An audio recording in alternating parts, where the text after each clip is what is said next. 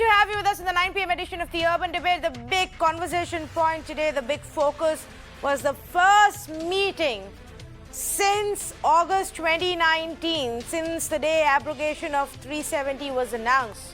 The first meeting between various political parties and leaders of Jammu and Kashmir and the Prime Minister, who was accompanied by the Home Minister as well in this meeting. And so obviously, all eyes were on what comes out of this, and if this can be the beginning of restarting the electoral political process in Jammu and Kashmir.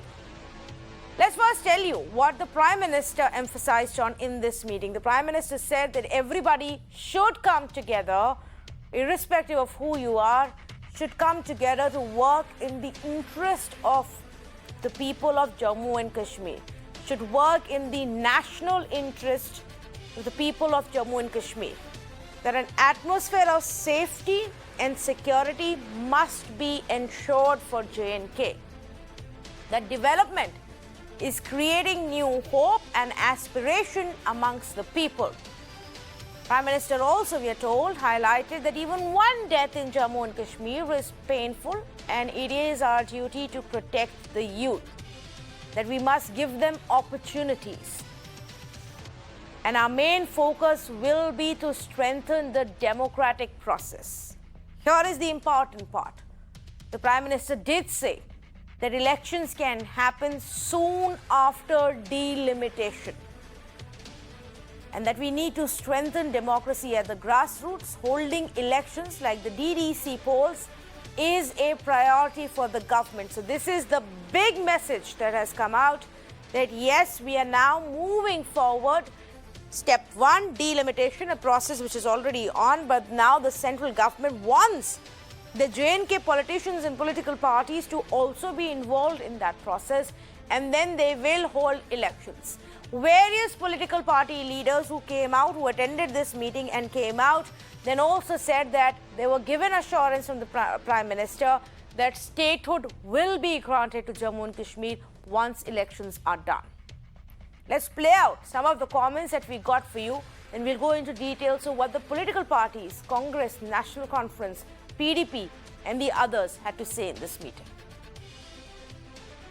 ने तो अपनी party के तरफ से वज़ीर आज़म साहब को और सबको कहा कि जहाँ तक 5 अगस्त 2019 का फैसला है या जो किया गया, हम उसके साथ नहीं हैं, हम उससे सहमत नहीं हैं, हम उसको कबूल करने के लिए तैयार नहीं हैं, लेकिन उसकी मुखालफत में हम कानून को अपने हाथ में भी लेने के लिए तैयार नहीं हैं। गृह मंत्री प्रधानमंत्री जी से पहले बोले और उन्होंने कहा कि जो हम वचनबद्ध हैं स्टेट देने के लिए, लेकिन पहले डिलिमिटेशन हो, इलेक्शन भी हो जाएंगे, इलेक्शन भी का हम वचनबद्ध हैं और स्टेटहुड देने के भी वचनबद्ध हैं। अच्छे माहौल में बात हुई। मैंने जम्मू कश्मीर के हवाले से बात की। जो जम्मू कश्मीर के लोग इस वक्त कई तरह की मुसीबतें सह रहे हैं, बहुत मुश्किल में हैं, बहुत तकलीफ में है जम्मू कश्मीर के लोग। 2019 5 अगस्त के बाद कि आप चाइना के साथ बात कर रहे हैं,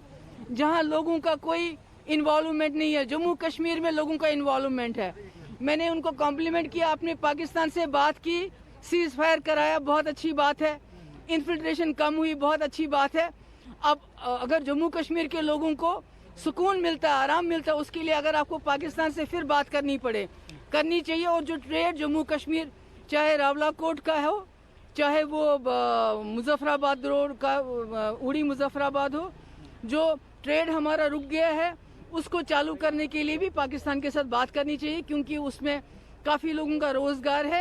यही दिया गया है कि this is the road map towards going towards the election, delimitation complete हो जाए, इलेक्शन हो जाए, और कहा स्टेटहुड वी आर कमिटेड, वो भी बहाल करेंगे, टाइम आने पे वो भी बहाल करेंगे। Held in a very cordial manner, and I think there was a lot of emotional bonding given what has happened in the last 2 years, and we came out quite positive that hopefully there will be some delivery for the people of J&K in the medium run and also in the short. So delimitation, then state elections, then full statehood. Yes, Article 370 for the PDP is still a big issue. They raised this. They said, we don't accept what has been done. We will continue to fight for it. The National Conference says, we will continue to fight for the special status, but we realize that not through this format, but via court. And that fight will continue via the court. Many would say that this is a softer stance by the NC in comparison to the PDP. The PDP also raised the issue of holding talks with Pakistan, restarting trade with Pakistan for the people of Jammu and Kashmir. These were largely the highlights that have come about. Let's open it up for conversation. What is the future for Jammu and Kashmir? How quickly can we reach to agreements on various aspects to be able to hold elections?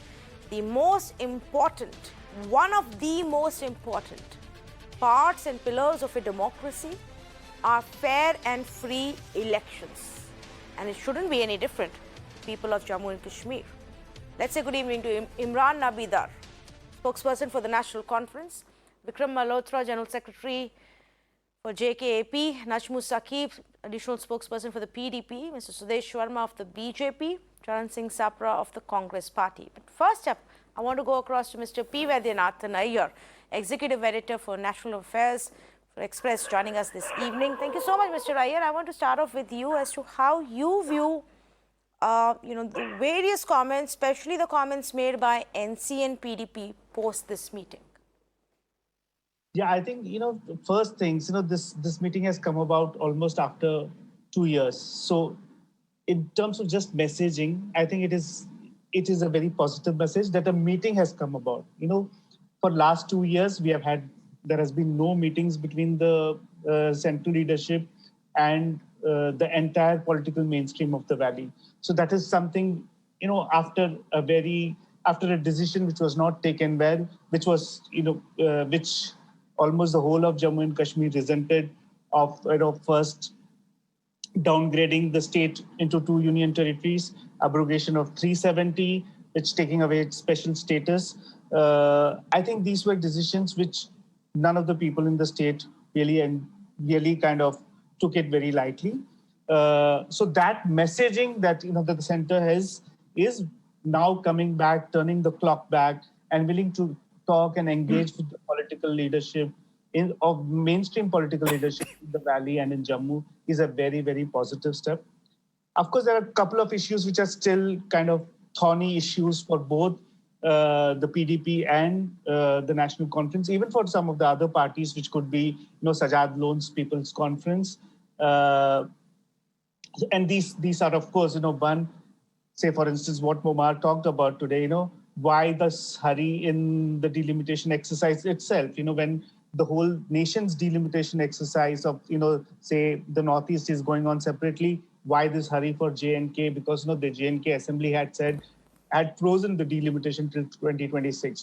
There is a question there which PDP Mehbooba Mufti Saiba had told us in an interview just 2 days back. This hurry about delimitation, that is, some cause of concern. And of course, this whole statehood part, which, whether the statehood should be, how early will all these decisions be? Like, the delimitation exercise, assembly elections, and statehood at, what would be the time frame? So those are issues which are still being talked about. But I think a great start to something which has been found lacking for the last 2 years. Okay, so before I take it to the political representatives, to your mind and in your experience, what do you think has prompted the government to center to go ahead and hold this meeting? With J&K politicians who are otherwise abused, accused of being anti-national, of siding with Pakistan, and villainized in every other way, to sit across the table with the same set of politicians. What brings about this change of mind? Absolutely, a couple of things. One is, of course, it is a long arc which the central government has traversed. From the Union Home Minister, Mr. Amit Shah, talking about a Gupkar gang, which kind of suggests, that these are people who are, say, hobnobbing with foreign elements. The tweet that he sent out ahead of, the District Development Council elections, to within, say a matter of 9 months, a meeting with the entire political leadership of the valley. So the central government has traversed a very long distance. So if I look at, why this, why now, there are a couple of things. One, the DDC, the way, the central government expected, and probably it is still not admitting to it, the DDC haven't really worked well in J&K. Though the central leadership, the central government, and the J&K, the Union Territory government does talk about, transfer of powers to elected representatives or the councillors of the district development councils, it has not really happened. When you go down to the valley, you really hear stories of how the bureaucrats don't listen to any of the councillors, how powers are still held in the bureaucracy, and there is very little that has come in the hands of the elected councillors, besides, say, probably, NREGA works and how to decide about them. That is number one. That you have to engage with the political mainstream, and assembly elections is probably the only way where you can take bigger things forward in J&K. DDC is a direct election. Of course, you will see that, there has been higher people's participation in the DDC elections. Clearly a signal that people want the democratic process on. But is DDC good enough? Not really. DDC doesn't sort out many of the problems which an assembly does, or the cabinet of a union territory or a state would do. Correct. So one, there's the acknowledgement that you have to engage with mainstream political parties. Second is, of course, what is happening in the rest of the world, and the message that India wants to send across to probably the United States or many other international agencies which are looking at India very closely since August 5, 2019. There is talk that the Prime Minister may visit the United States later this year. And United States, for all said and done, it is, the Democrats and the new administration under Joe Biden is taking decisions based on, or is making statements based on what the Indian government is actually showing on the ground. Whether the democratic process does the Indian government kickstart the process of, restoration of democracy in the valley? So even for small things like a 4G restoration, internet services restoration in the valley, the US government spokesperson did talk about it. They welcomed the 4G restoration, but then immediately said that they want the political process and the economic progress to continue in J&K. So clearly signaling that, they are looking at India's response to post-August 5, 2019. Correct. What does the Indian government do with J&K? So there is an international aspect which is also strong focus, which probably is not talked about today by the central government or the government's representatives. And of course, the admission that, there is no way but to engage with the political mainstream in Well, it has definitely been picked up by the international media already, and much is being written already about, the Modi government holding a meeting with the politicians from Jammu and Kashmir, and it will be interesting to say now, how they continue to cover it from here on. But let me ask Mr. Sudesh Sharma of the BJP. Mr. Sudesh Sharma, what brings about this change of heart? Same people who were kept in detention for months and months, same people you called anti-national, same people you said are working against the interest of people of Jammu and Kashmir, have destroyed the state, have destroyed democracy. Now, the same people have been invited for conversation. Are these the people you believe will help you build Naya Kashmir? You see, what happened in the past, Tanvi, must be seen in the context of the statements that came from this so-called Gupkar gang, we used to call them, because they were the ones who opposed everything. They were the ones who spoke about Pakistan. So our objections was mainly because of that. We have nothing personal against Abdullahs or Muftis or anyone who wants to play a role in politics of Jammu and Kashmir. It's always seen in the context. You see, the biggest, achievement is the political sagacity and maturity of the Prime Minister and the entire NDA government. You see, in the last 22 months, the way things were handled after scrapping off Article 370 on 5th August 2019, you see the way development activities have taken place. You have seen that we talked about 12,000 crore rupees going directly to panchayats, so where people actually saw development taking place directly through their hands. New crop of leaders, young leaders have come who do not belong to either NC or Muftis, the Abdullahs or the Muftis, the two families that try to hijack the politics of Jammu and Kashmir. And of course, there are political parties. You see, they were the ones who said that they would not participate in TDC election. But finally, they came together. Why? Because of politics. They realized that they could become irrelevant. New players would come. It is the politics that forced them. And what you saw today is the echo of good things that have happened in Jammu and Kashmir. Because people have realized that after abrogation of 370, life has become better for them. So it must continue. And politics doesn't operate in a vacuum. And this pressure has worked on them. They also want to talk about development. They also want to talk about how to strengthen the democratic process, which begins with delimitation and then followed by elections. I'm very curious, Mr. Verma. I'm very curious. At what point did they change their view according to you? Did they become from Gupkar gang to the Gupkar alliance partners who abandoned Pakistan or talks with Pakistan and wanted to talk development, because Mehbooba Mufti today was still all about Pakistan? You see, for certain reasons known to all of us, they'll still talk about that, but it doesn't matter. This is for optics. This is for addressing their own constituency concern, which may be in minority. But overall, there is acceptance that development process must be strengthened.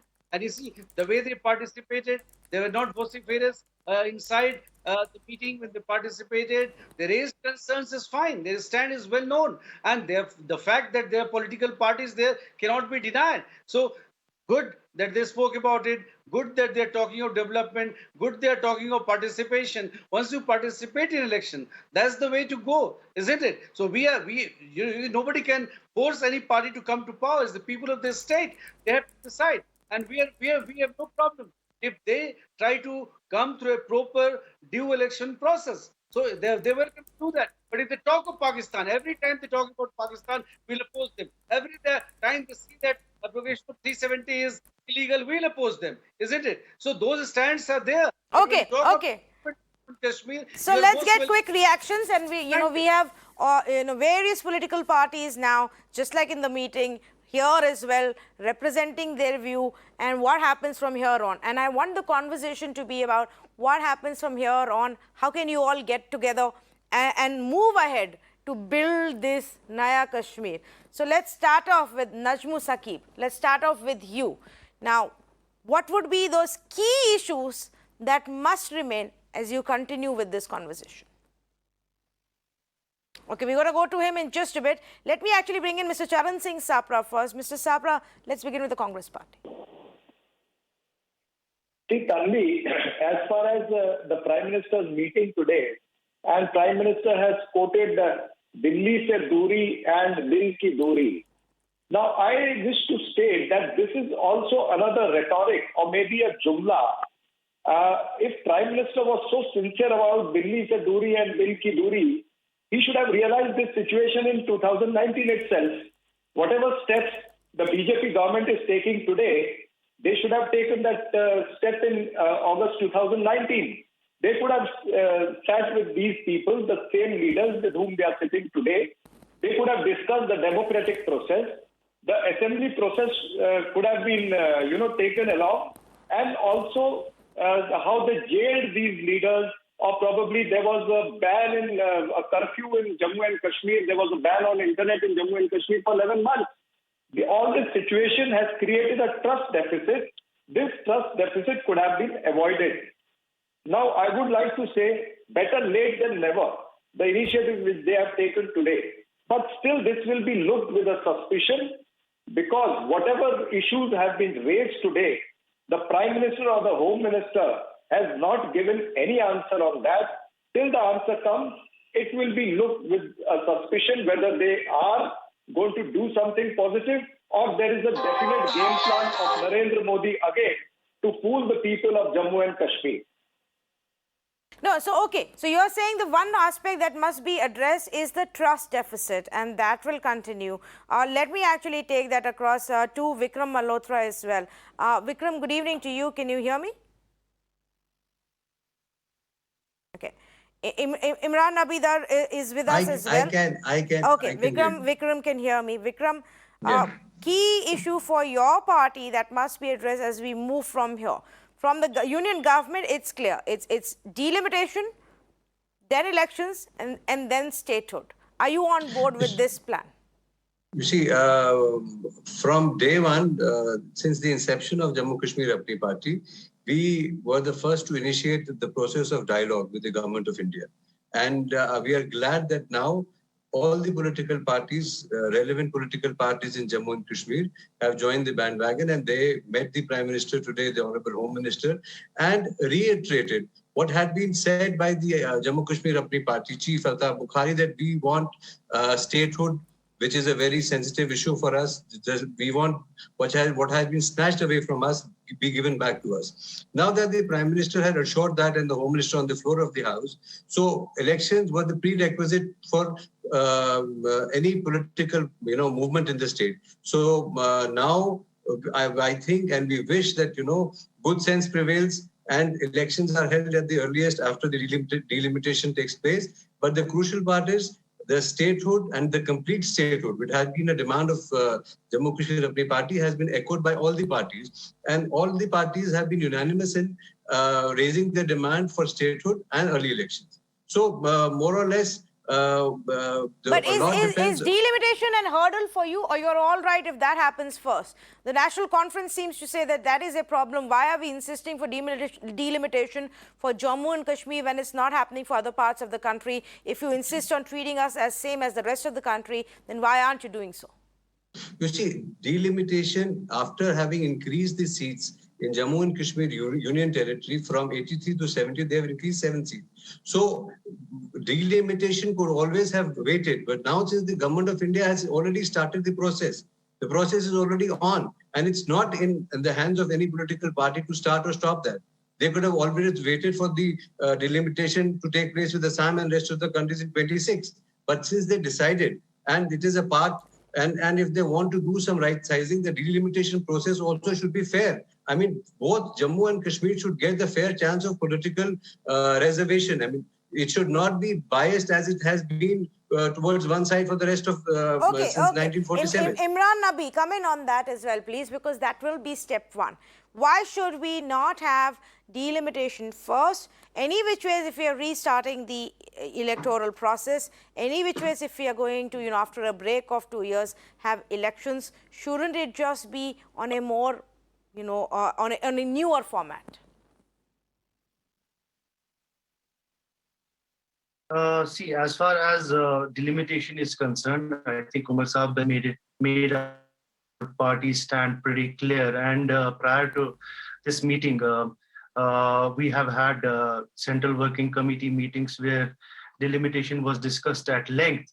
And our party functionaries and our party Supremo, Dr. Farooq Saab, will be speaking on delimitation, on whether National Conference will join the process, and that will be communicated to the of time. Is concerned, I think it was a very although it should have happened much earlier.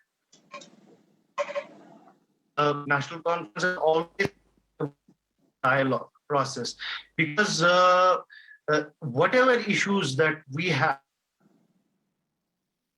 Mr. Dar, I'm really sorry, but we have a very patchy line with you. Let me just try and fix that line so we're able to hear the point that you're making better. Najmu Saqib is with us as well. Najmu, the key issues that you would want to still be on the table as we now proceed towards rebuilding Jammu and Kashmir.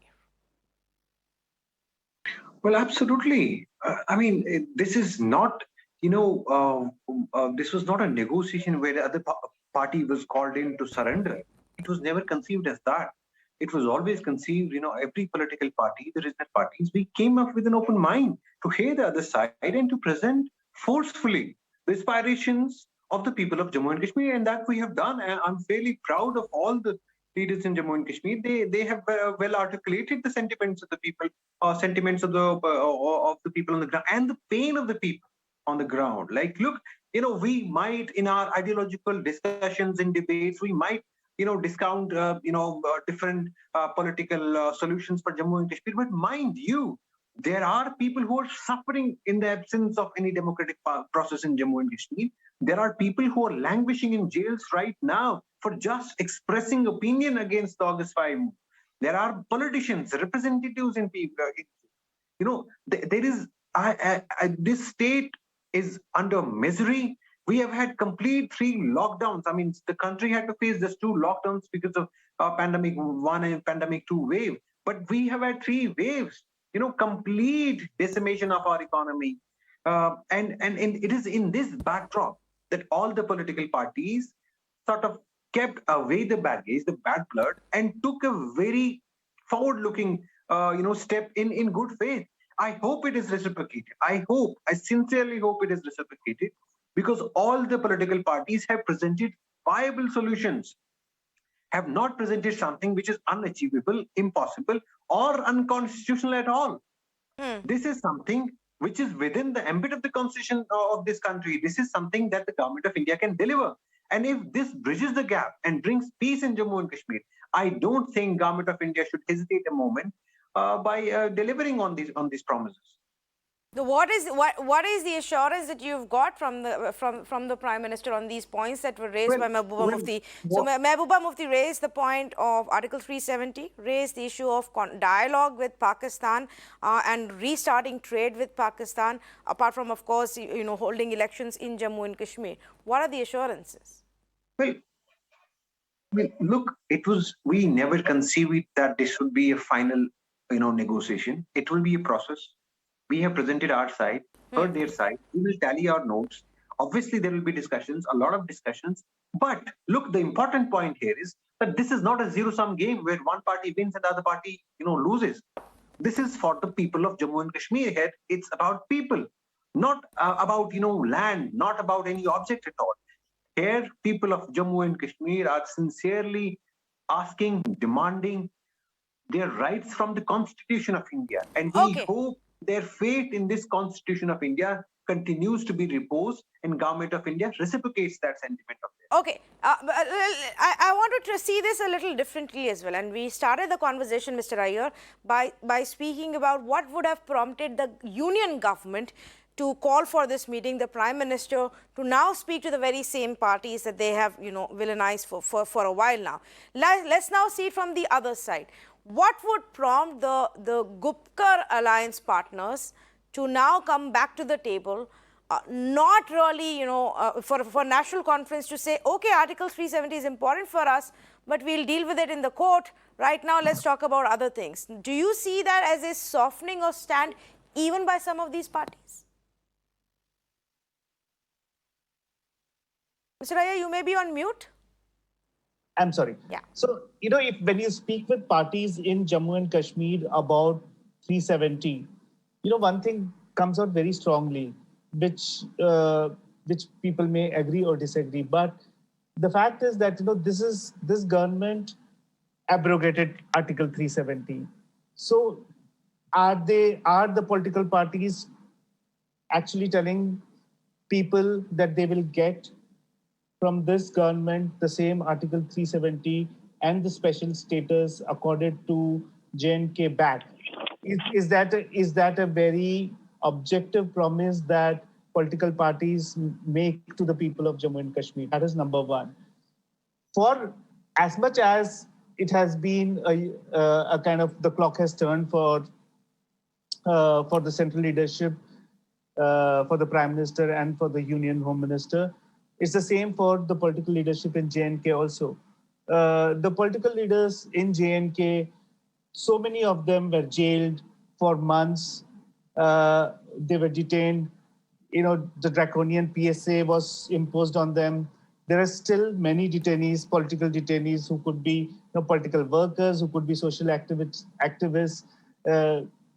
As recent as week 10 days back, somebody was booked for just saying that he wanted to speak to a particular Kashmiri officer and not to, say, IAS officers who are coming from other states. So, even for such reasons, people have been booked in Srinagar or in Jammu and Kashmir, not in Srinagar. So I think, for the political leaders in Jammu and Kashmir, particularly the Valley, to come to the discussion table is also not. I'm sure it has not been an easy thing. It has been a very, very difficult decision, probably for them also. But I think at the end of the day, if discussions in any crisis like these, discussions are the only way forward. There is just no alternative but for conversations to happen. And if that is a modest start to the process of conversations, of a dialogue, then I think the political leaders in J&K also see reason and hope that, some of the issues which they have been telling people, because people come to them to address some of their problems, this is the only way for the political class in the Valley also, or in Jammu also, to, resolve people's problems when they knock at their doors. Right. So I think that has been probably something which has led J&K political leaders, and of course, they are fighting the case in the Supreme Court. They want, and Supreme Court, last September or October, if I'm not wrong, it did say that the Supreme Court can turn the clock back. So when it was, of course, a means to pacify the mainstream leaders, but then a statement coming from the Supreme Court that it can turn the clock back is also restores some faith in the judiciary for the mainstream political leaders, that they can go for, they can hope for justice, or they will kind of look forward to resolution of this particular aspect in the Supreme Court. So probably that's something which simultaneously they are doing. So I think that is also probably giving some elbow room to the central government to kind of push forward the process of dialogue and negotiation with the political leaders in J&K. In fact, probably giving some elbow room to both sides. Even to the National Conference and the PDP, and I think for the PDP also to come out and make some certain statements regarding these issues was more about playing to their gallery rather than what they would have probably actually spoken about in the meeting itself. Thank you, Mr. Iyer, for your views and for joining us this evening. I want to take that point, and I think Mr. Imran Abidar is back with us. So let me take this to you. At what point did the Gupkar Alliance partners and your party specifically, say that, okay, the Gupkar declaration, Mr. Imran, says that we are going to and we vow to protect Article 370 and the special status of Jammu and Kashmir. Let's keep that aside for now. For now, let's just talk to the central government, to the Union Government of India about holding elections in Jammu and Kashmir. This we will deal with when it comes to the courts. At what point did you decide this is how you want to play this? See, I don't hold a brief for PAGD. I think it would be better if you put this question up to their spokesperson. But as far as National Conference is concerned, it has been our principal stand ever since abrogation of Article 370 that it is unacceptable. What happened on August 5, 2019 is unacceptable. See, all of these things are interconnected. You cannot just sideline restoration. You cannot just sideline one important aspect of Jammu and Kashmir and replace it with something else. Everything is interconnected. Because Article 370, abrogation of Article 370 has created a lot of pain in people's heart. And right now, if we're talking about bridging gaps, building trust, I think this would be the biggest CBM from Government of India by acknowledging that there is a trust deficit because of the actions of Government of India that was taken on August 5. And this meeting, I'm sort of hopeful. The meeting that was convened today, it is sort of realization. It is my personal opinion that it is sort of realization on part of BJP and its leadership that something is going wrong in Kashmir. Otherwise, they have been, maligning our leadership all along. We were discredited. Names were called. The BJP leaders used to, they used to say that National Conference has become irrelevant. There is no need to talk to their leadership. It's a rule of dynasts. We don't talk to dynasts. I think it's a good start. by Government of India, that they have acknowledged and they have gone for course correction. I mean, this is a course correction, as someone earlier said also. So it's a process. We are expecting that it will not be a one-off meeting. It will be a process which will go on and which will carry So forward. I will bring in the BJP in just a bit, Imran Nabidar, but I want to just go back to the first comment that you made when you said, well, the PAGD spokesperson can respond to what I've asked. But why? Isn't the National Conference part of it? And if a declaration is made with the National Conference and the PDP and others involved, why should you not tell me what's important for you now, whether you're part of that declaration or separately? No, I specifically told you that what National Conference is part of PAGD. National Conference is not PAGD. So I will, what we have presented our views in PAGD, I will present the same views here in front of you also. These are the views we have presented our views here in front of you, and in the meeting also with the Prime Minister and in PAGD also. So this is our stand wherever you associate us with, whether in PAGD or where. Okay. Mr. Sudesh Verma, the BJP, it seems, has realized that something is going wrong in Jammu and Kashmir, which is why you've now, taken the initiative of bringing all these parties back on the table and having a conversation with the so-called Dinas. No, not really. I don't agree with you, Tanvi. For the simple reason. No, I am not saying this. This is exactly what National Conference spokesperson just said. Yeah, I don't share that impression. I would put rather this way. And you see, you must understand one thing, that the government worked for 22 months to bring development in the valley, to make people actually aware of what development could be, which they had never seen before. Jammu and Kashmir youths are as much aspirational as youths in other parts of the country. And they have shown that they want to participate in the national development. When the situation came to an understanding, okay, you see, in terms of terrorist incidents, they have gone down. In terms of stone pelting incidents, they have gone down. Developments have taken place. I mentioned that 12,000 crore rupees given to panchayats to develop in their own way. So all these things have happened. And what you see, the participants, those who were opposed and they were so vociferous against that, they came not because they did a favor. They came because they realized the mood of the people. As I said, it's echo of the aspirations of people that they have come.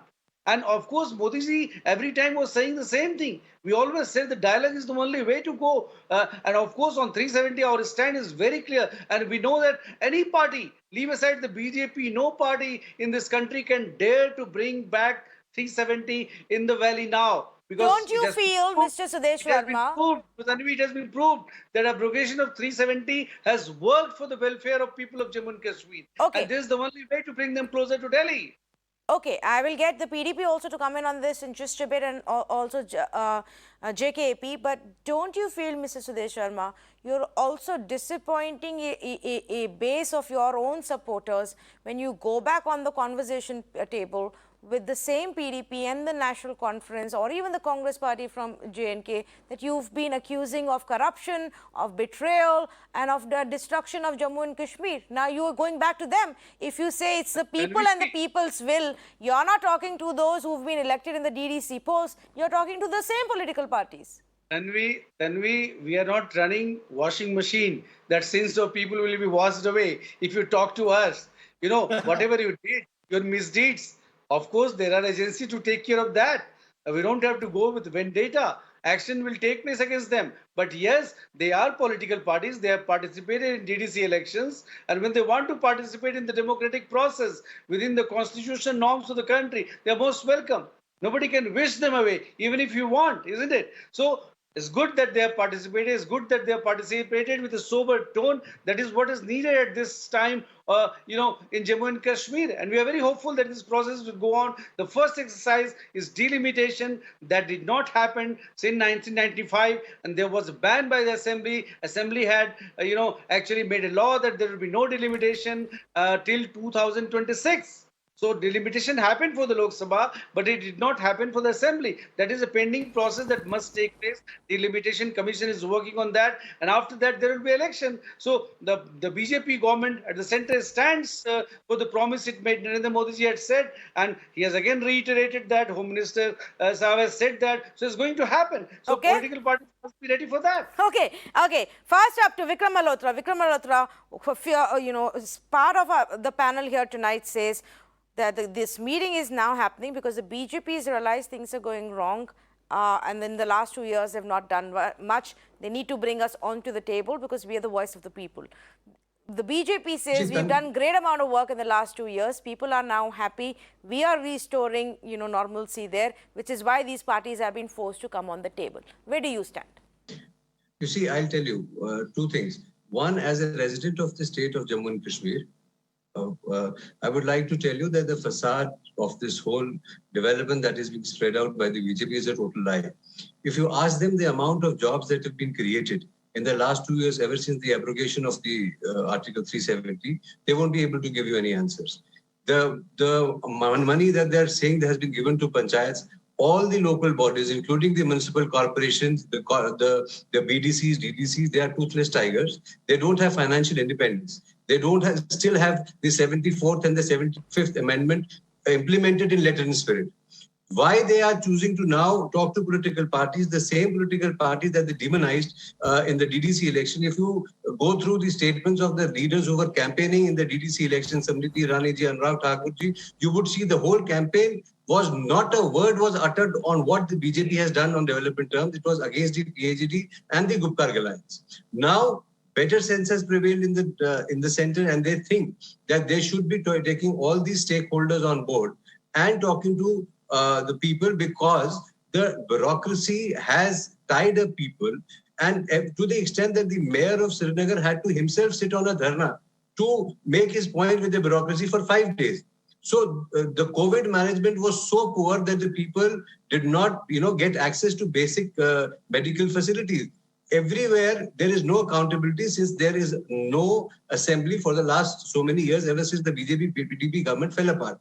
So people are yearning for a political narrative, and that is what pushed this government in the center to really start talking to people. This should have been done much earlier. The people who will come elected will be accountable to the people. Okay. After having the abrogated 370 is one thing. Right. Yes, Sudesh Verma. You see, I don't agree, but yes, he has a right in democracy to hold his opinion, because we are aware of the facts how steps have been taken in Jammu and Kashmir. You see, you talk about job, you talk about all the national atmosphere about job, that would be negative, isn't it? So Jammu and Kashmir is not special in that case. 1.5 years of pandemic, not only national crisis but international crisis there on corona. So this period should not be taken as a period where we fail to give job. Job will come when there is development going to take place, isn't it? Or you want those Narega kind of job? What about the 74th and 75th Amendment? What about empowering the panchayats and DDCs? There is industrialization that takes place only when the situation normalizes in terms of corona. It's only the country has started opening up. So I'm sure that concerns will also be addressed, not only at the level of Jammu and Kashmir, but also at the national level. There is a national crisis on that front, isn't it? Many people have lost job during corona. They also need to be given the cushion, the way entrepreneurship development is taking place, the way banks have been asked to, give loans with liberal terms, and they will ask to, again restructure the loans, and also that people don't fear the pain. So this would happen. You would given one economic package to J&K. What development are you talking about? No other state has got it. When you don't have special status, you also don't get special packages. That's essentially what it is. No other state has got a separate package. I am saying it has been promised. It has been promised by the Prime Minister. When the 370 was abrogated, sorry, one at a time, please. I can't understand. दूध दही की नदियां बहेंगी यहाँ. There is no दूध दही की नदियां in Jammu and Kashmir. That is not correct. You have twisted it. I'm not saying that you won't get if you actually need, because we are committed to development of Jammu and Kashmir. No, we are a state which is dependent on center for everything. No. Okay. Okay. Let me just say this. Of course, you will give it wherever you feel the need for a special package, especially ahead of elections. can happen. By any party, they will do this. Let me also say, I do grant this much, that in 2 years is not any amount or by any stretch of imagination a good enough time to decide whether development has taken place at a large scale, whether the state's 70 years woes of any other state of healthcare would have gone away. Obviously not. Or if the economy would have picked up and investments would have come in. I am not too sure the investments would have come in under normal circumstances, let alone a pandemic and a recession which is there in the country. So what development are they talking about then? Where no investments have happened any Yeah, have you not seen the Lieutenant Governor walking? Yes, Charan Singh Sapra, please. Yes, Mr. Sapra. Mr. Sapra.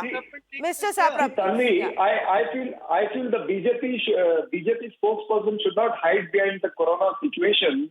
Let me also bring to your notice that Prime Minister Narendra Modi had declared a 80,000 crore package for Yes, Jammu and Kashmir. exactly. Where is that package? What they have done with that package? They are not able to create more than 500 jobs. Whereas in UPA, when Dr. Manmohan Singh gave a package of 24,000 crores, we created 5,000 houses for the Kashmiri Pandits for rehabilitation.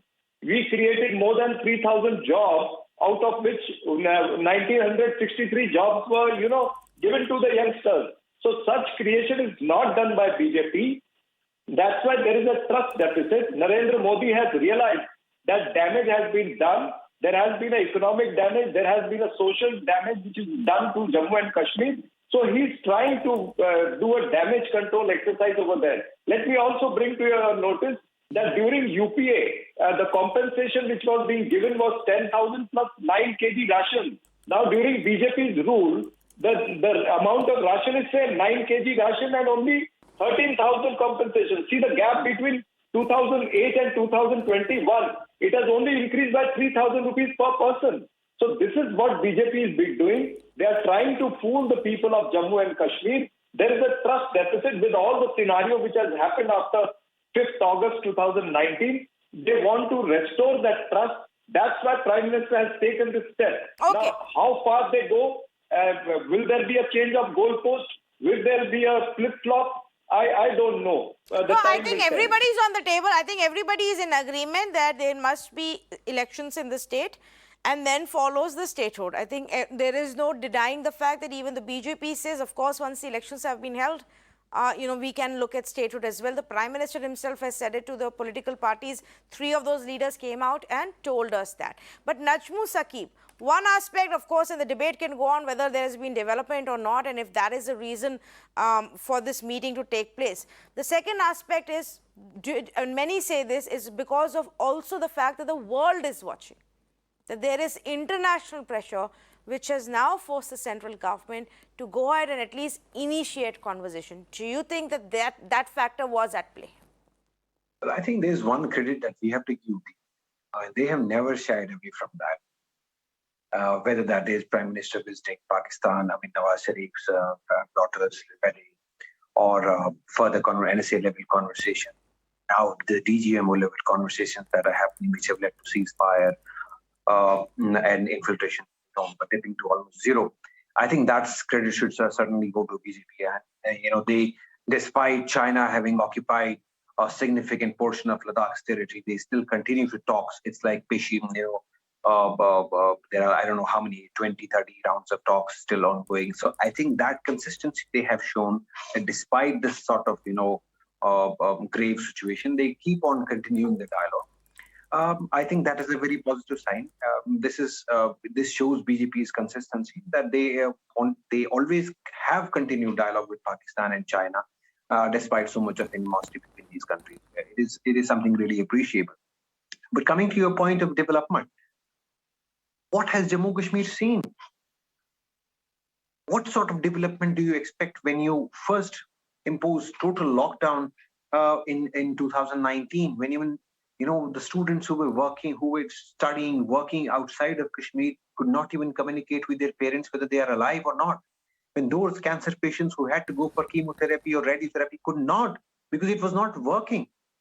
That was the level of grave human rights violations that were imposed in Jammu and Kashmir. When anyone on the roads was picked up without rhyme or reason, thronged in jails, languished, and without recourse to habeas corpus petition, which is a basic right.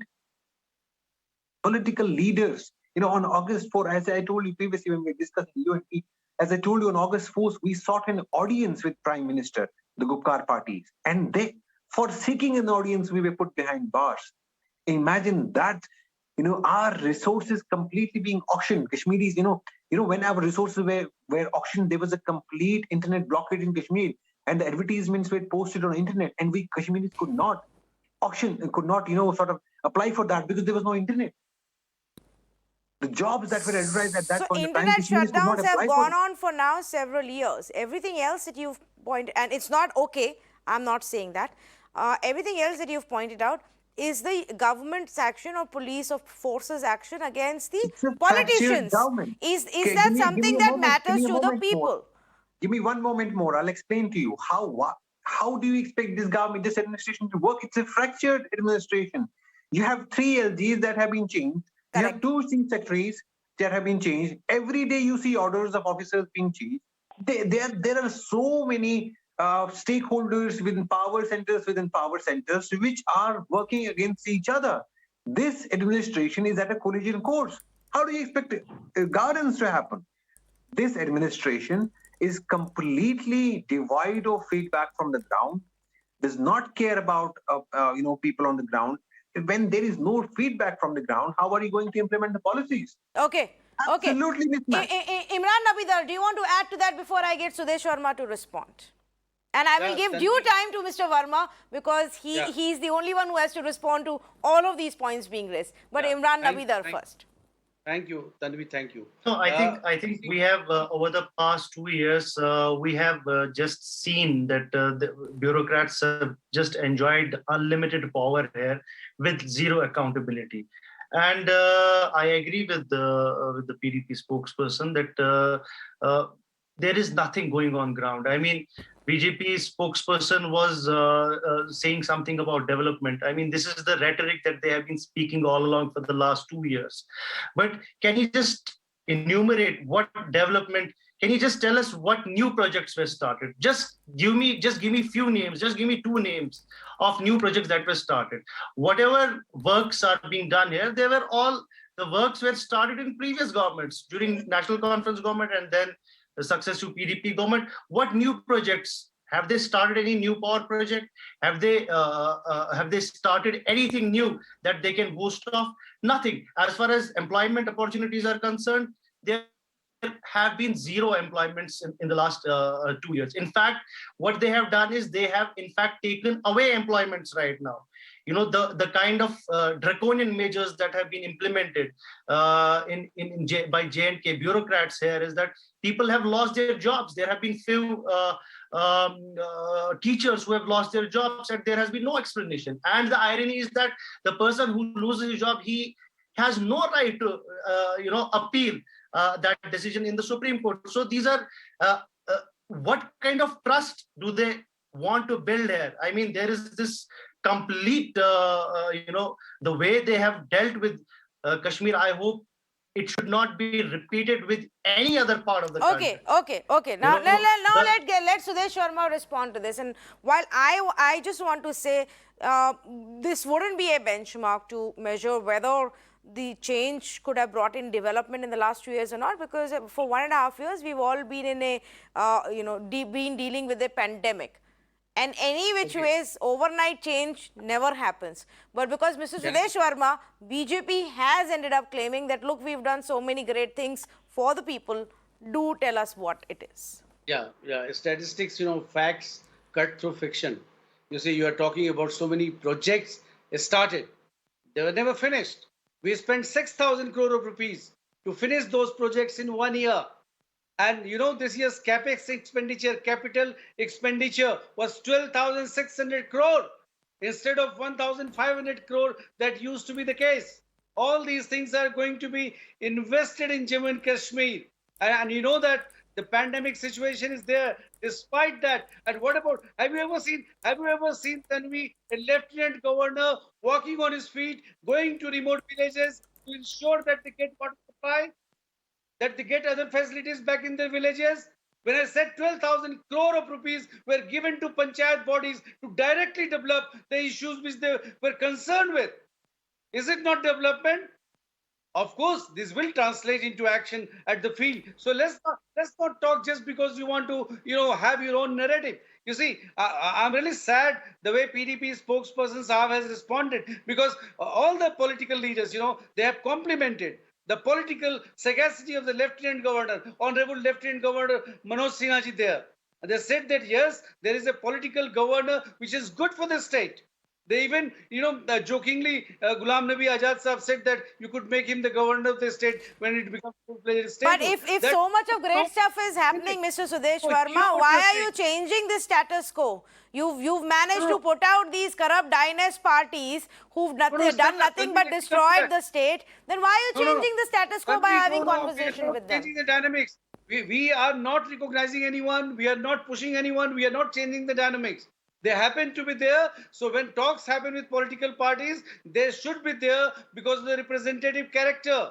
But if they were corrupt, they were corrupt. People of Jammu and Kashmir know that how they have looted this state. Okay. So it is for the people to decide whether they want. Well, let's just say this. No. Okay. So let's just say this. Excuse me. Yeah. To do active politics in this state is for the state people to decide. Can we please allow me to respond? I'm so sorry, Imran Abidar, but I'm completely out of time. I promise you we'll have a lot more conversations as we go forward, and I hope the meeting today that was held by Prime Minister Modi, along with the key faces and the key political parties of Jammu and Kashmir, is the first step. And many more will happen now in the coming months and not over the next many years. It is high time, we at Mirana have repeatedly said, it is high time that we look at restarting the political process in Jammu and Kashmir. Just like any other part of our country, the people there too have the right to choose, vote and elect those who will govern them, those who will make policies from them, those who will build healthcare infrastructure, those who will build educational institutions, those who will create jobs and provide security and fight terrorism for them in the state of Jammu and Kashmir. Of course, it's very different in terms of dynamics than any other part of our country. But a start has to be made. A start has been made by the union government, be it because of what they are sensing on the ground in J&K or international pressure. A start has been made by the political parties who did come and have this meeting, irrespective of what their playing to the gallery giant comments, grandstanding comments may be about the Gupkar declaration. One can only hope that selfish politics now doesn't derail this process, and soon the electoral process can be held in Jammu and Kashmir for the people there. Thank you for joining us.